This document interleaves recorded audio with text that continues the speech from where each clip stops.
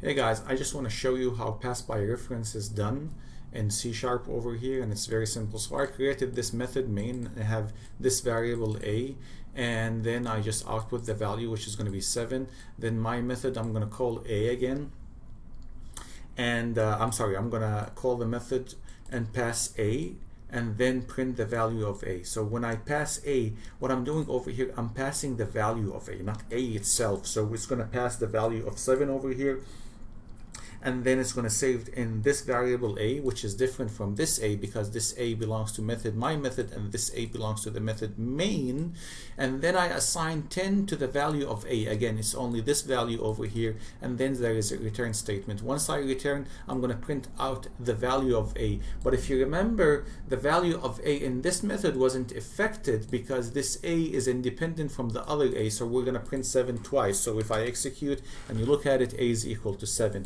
Again, if I want to illustrate it in Paint over here, this is the main method. In method, I have this a variable, and it has 7 as a value. I call my method over here. I'm going to pass 7. I'm going to let me draw my method. I'm just going to call it my. This is going to be over here a again, and this a is different from this a. They're different, and we're going to pass 7, so 7 is going to be saved into it. After the first statement executes, this is going to become 10, because if you remember, what happened is that we have 10 assigned to 8, so this is 10, not 16, it's 10, guys.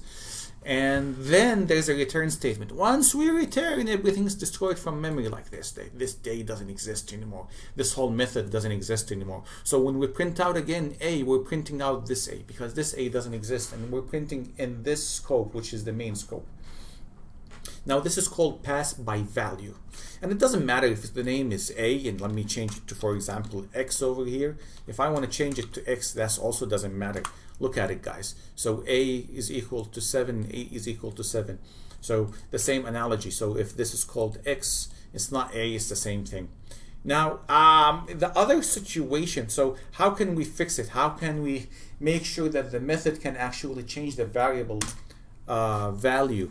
So let me do this. I'm gonna have again main, and outside over here I'm gonna have a, and we change it to x. So a is gonna have 7, and we're gonna call the method my method. I'm just gonna write the word my again, and instead of this time I have x. It doesn't matter what the name is, guys.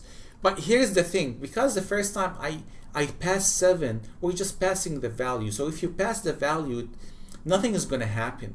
We want to change. If we change on this, we want to change on this. So the idea is that, hey, instead of passing the value, pass the reference. And what does it mean to pass reference? Basically, think of it, hey guys, I am actually passing where the location. I'm telling this function, which is my method, where the location of the original variable is. So I'm telling it of the location of a.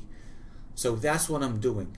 So now what becomes is that this x over here and this a over here become aliases. So this x, yeah, it's going to have the value of 7, but it's not going to have a value of 7 that is independent. Whenever you change on x, you're changing on a, because these are actually the same memory location. So this and this, if you can some way get where are they referring to, it's the same memory location. Now because I did this, if I say x is equal to 10, I'm going to change 7 and I'm going to make it 10. You're not actually making this 10, you're actually making this guy 10. Because again, this x is an alias to a. So this is the 10. So once I return over here, once I execute the return, yeah, this is going to be destroyed. We're not going to have any x more. We're not going to have any values over here. But no, we don't care because we changed on this value. Now, how can we do that in C#? All you need to do is to put the word reference over here, and when you call to put the word reference, this is telling that telling the C# compiler that, hey, listen, I want to pass this by reference. And if you execute, look at the execution, a is equal to 7 in main, and a is equal to 10 after we return from my method. And I hope that makes a perfect sense, guys.